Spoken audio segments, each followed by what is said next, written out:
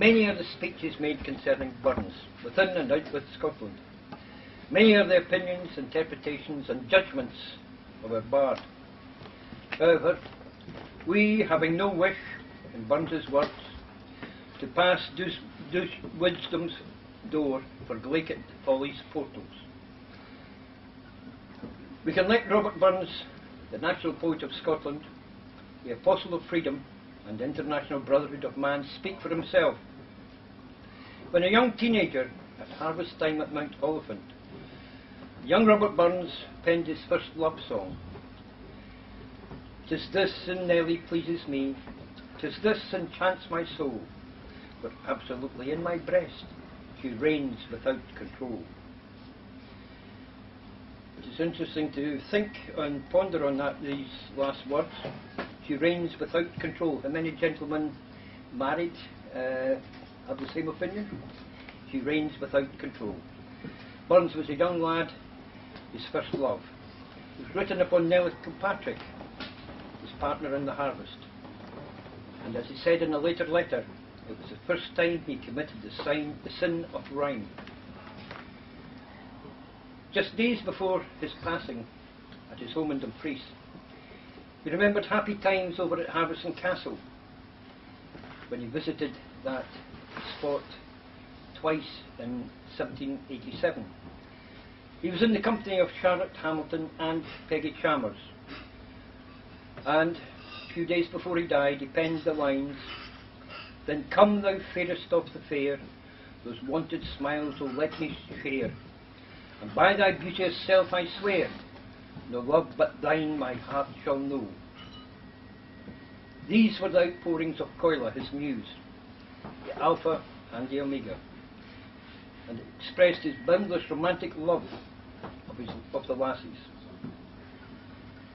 His romanticism is expressed in the many love songs and poems which have come down to us today. Some simply express his admiration for a particular young lady. Some are of deeper sentiment. And indeed, in verse, he gave the lassies a fair warning, especially to the belles of Mauchline. "Beware a tongue that's smoothly hung, a heart that warmly seems to feel, that feeling heart that acts a part, with rakish art and rob must gild. The frank address, the soft caress, are worse than poisoned darts of steel. The frank address and politesse are all finesse to rob must gild."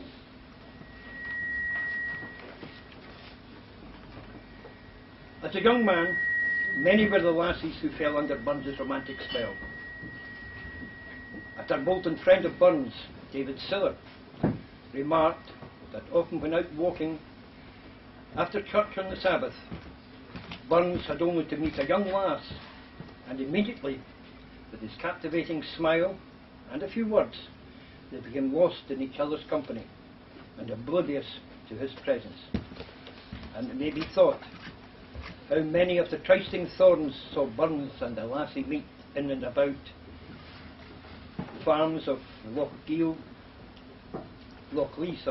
and Mosgiel.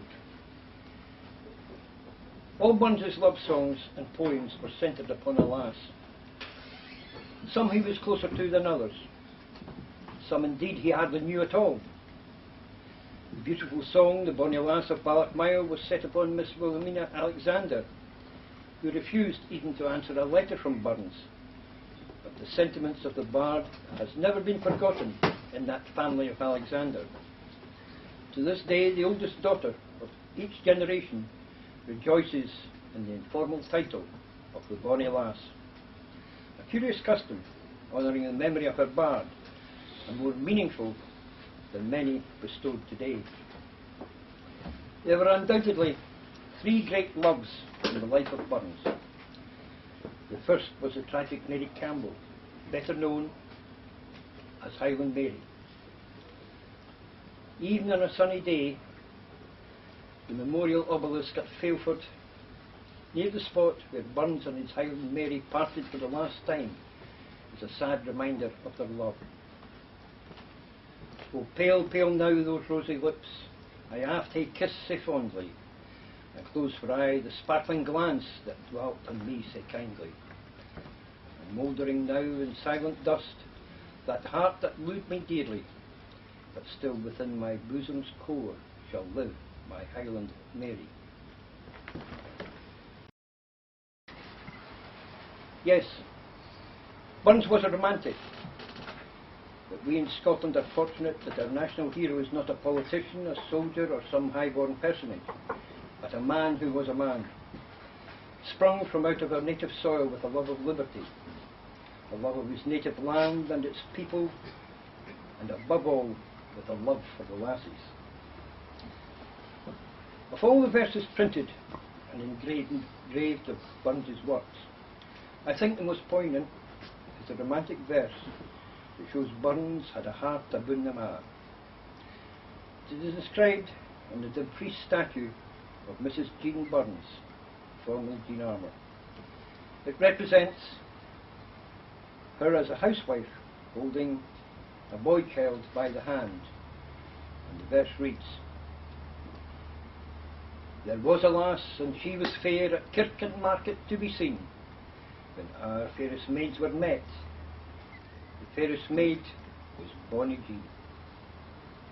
Gentlemen, may I ask you to be upstanding as I join in the toast, one certainly dear to the heart of Burns himself. Gentlemen, to the lassies. To the lassies.